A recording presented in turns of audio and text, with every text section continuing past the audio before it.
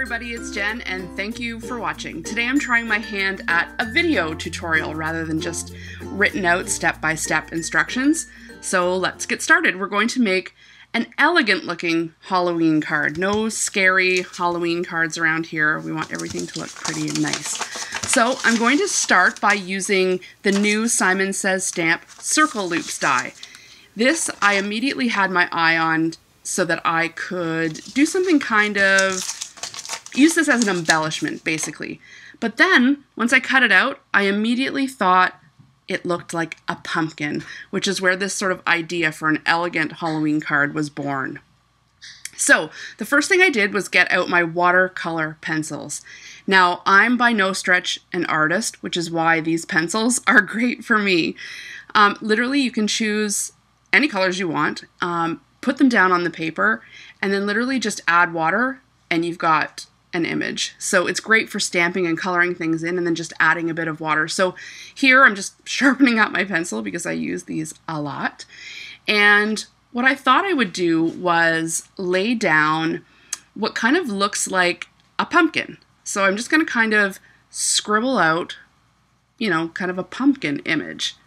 And just kind of made it like thick on two sides at the top. I'm not taking very good care here. I'm just literally putting the color down. And once I get enough down, you can see I'm just like scribbling. There's no real talent here. And then I'm just taking a regular paintbrush and some water and adding it to it. And look at that. Yeah, I know, right? Literally, the pigment that you put down on the page just melts into watercolor. And I really thought this would make for this cool, foggy looking pumpkin. Not your traditional sort of scary jack-o'-lantern. I really wanted to add some bling to this pumpkin card. So I'm going to add vellum over top of this, and that's going to mute it even more. But I really loved the way this watercolor kind of gave you this like foggy pumpkin look. Just put a little bit of brown for the stem, and again, I'm just taking some water, adding it to the top. See? And the color just appears. There, it looks pumpkin-y, right? So I'm just going to let it dry a little bit, set it off to the side, and I will start on the rest of my card. I love that these pencils come in this tin, that they're not all over the place. Okay, so next I want to cut out the circle loops, and I'm going to cut it out of this American Crafts gold glitter paper. So I'm just going to take a little piece and I'm going to use my Cuttlebug, get it set up here. Now whenever I'm cutting through glitter paper or anything that's kind of thicker, even though the cutting plates sometimes will cut through no problem, I sometimes like to put a shim in, like just an extra piece of cardstock or a piece of paper, just to like really push down on it, because once it's on there, I really want it to cut through properly. So I'm just adding a little piece of well-used Post-it tape. There's the shim, which is just the packaging for the circle loops. Run it through my die cutting machine, my Cuttlebug, and let's see if it cuts out. Yes, there you go. So nice. Now look at how intricate this die is when I punch out these circles. Get this out of the way. And check this out. That's just waste, or I can use it for another project. This punches out okay, but I'm just being careful not to rip it. And look at this. You could, yeah, I'll use that as a moon later. That'd be good. Set that aside. And look at the detail here. You could never cut this out on your own. I love, love, love this die. And so like I said, when I first saw that Simon Says Stamp had released this, you know, circle loop, I thought, oh, this is going to look like such a fun embellishment because you get two sizes there and it's sort of this imperfect circle. But then when I cut it out, I was like, if I take away the smaller circle, I really felt like if I cut it twice, it kind of looked pumpkin-y with those lines. So that's what I did. I set the smaller circles aside and I cut out 2 of the larger circles. So I just basically did the same thing again, and that's it. Second one cut. So I got a little tripped up here. Just sometimes when you're dealing with these like intricate dies, you literally feel like you're all thumbs. Like I felt like I had like caveman hands here. So I grabbed my craft knife, which is nice and sharp and pointy, and just, it didn't really need to be cut. It just needed to be sort of dislodged. And I really did not want to rip it with my big meaty fingers.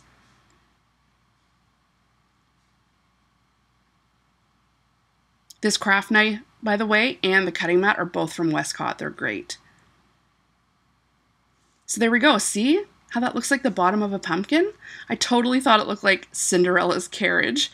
And so when you see when I put the two together, the inner loops kind of look like the, what do you call it? Like the grain line or like the veins in the pumpkin.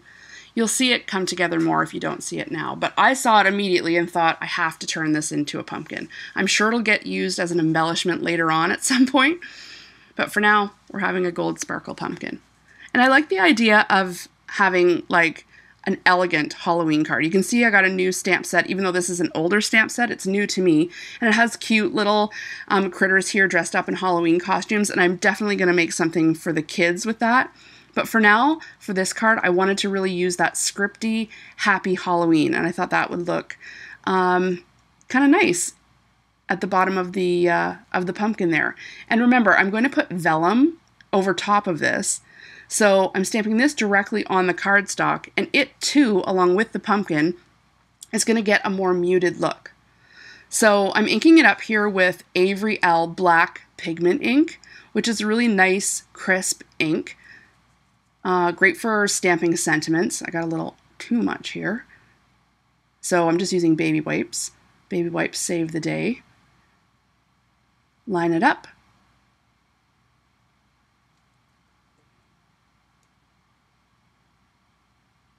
Lots of pressure. And here we go.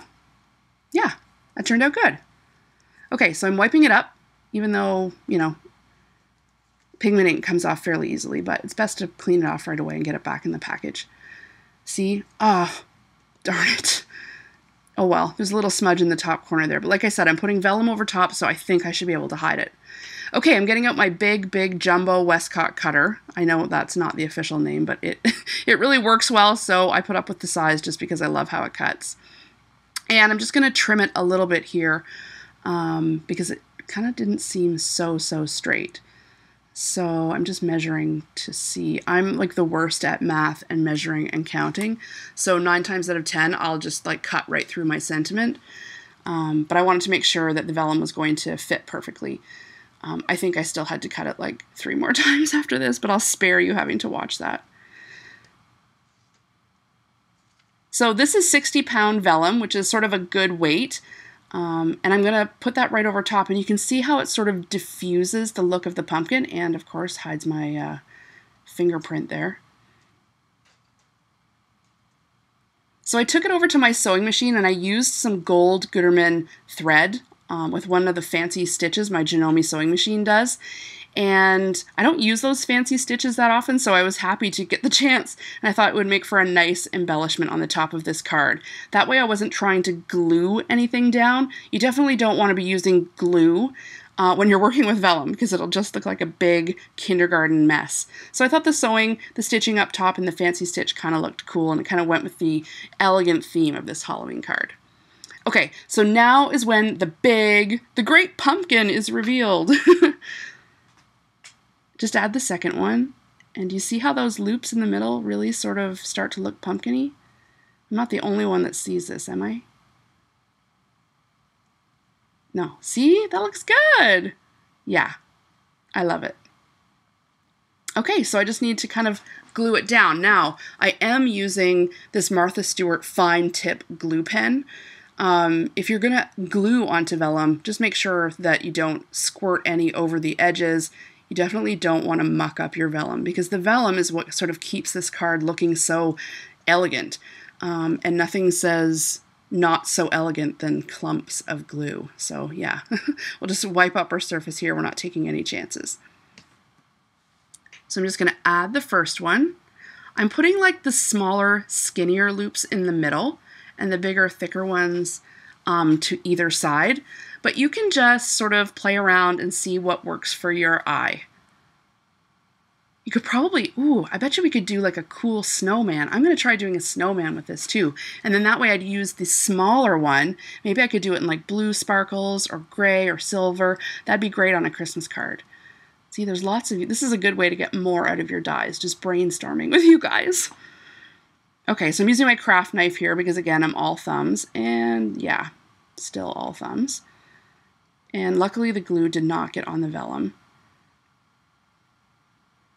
And there we go. I'm trying to just gently press this down.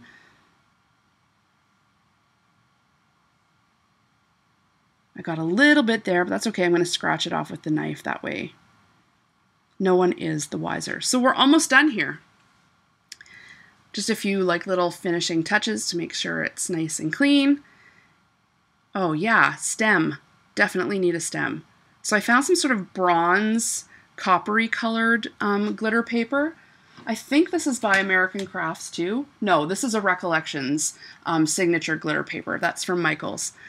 So I just snipped a little bit and kind of cut, I guess the shape would be like a stem, but really more like a cork, where it's just slightly narrower at the bottom than it is at the top. And yep, it was a little kind of slanted there, so I'm just gonna try that again. Yeah, and just add it to the top. I thought that'd look nice as kind of a little extra embellishment to go over top of my brown watercolor underneath. I'm really stabbing it with the craft knife this time. I'm not letting it drop. And that looks like a little jewel. See that glue sort of splatted out there, but I managed to catch it in time. But I feel like that stem looks like a little jewel on top of the pumpkin there. It looks really nice. So I really debated what should be the color of the card base. Should it be like a craft or a brown, green, orange? And then I finally settled on this sort of deep orangey rusty color paper that a friend, when she was cleaning out her craft room, donated to me. Thank you, Carmi. I really appreciate that. Yeah, so I trimmed down my card here just so that it would fit the size of card base that I already had going, and it could use a little trimming anyway. So again, the monster cutter. And then I took out my Martha Stewart scoreboard and I scored the card base at 5.5, right down the middle. And if you don't have a scoreboard, honestly, sometimes you think, or a scoring board, not a scoreboard, maybe you wouldn't use it, but it really makes all the difference in getting a good, clean fold. So I thought that looked nice, some good contrast. Normally I'm really not into fall colors. Like I really am more of a cool color kind of gal. But yeah, I think the rest is sort of working behind that pumpkin, and because it too, that paper has some shimmer, I thought it really worked well with the gold glitter paper. So I'm just taking some Tombow adhesive, roller adhesive. This is much better than using glue. Glue is going to leave wet little puddles under your project. If you can use a tape roller, it's going to go on nice and smooth and flat, and it won't even seem like you have adhesive under there. So that's the card. I made a bunch more after that. Look at that. You can see the sort of muted pumpkin with the watercolor, that nice scripty Happy Halloween. On top of that is the sparkly pumpkin, and I think it turned out just great. A great way to use your circle loops in a way that you might not have thought of. So that's the card. I hope you enjoyed. If you're interested in any of the products I used here, they are going to be linked in the YouTube description below, or you can find a little bit more about what I used at my blog, tryonahomemadelife.com. Thanks so much for watching. We'll see you next time.